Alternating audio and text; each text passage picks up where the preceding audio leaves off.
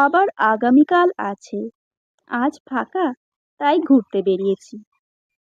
কত বছর পর তোকে দেখলাম। কেমন আছিস কবি?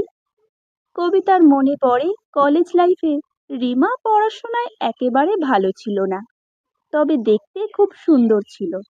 আর্থিক অবস্থাও খুব ভালো ছিল না, তবে রিমার চিরকাল খুব অর্থবান হয়ে আরাম আয়েশে দিন কাটানোর ইচ্ছে ছিল।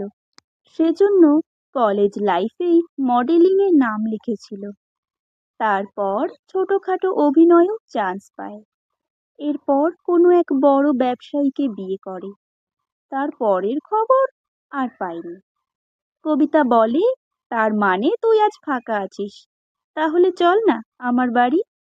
আমার বাড়িতে থেকে কাল ভোরে তোর কাজের জায়গায় ফিরে যাস। রিমা মনে মনে ভাবে, চিরকাল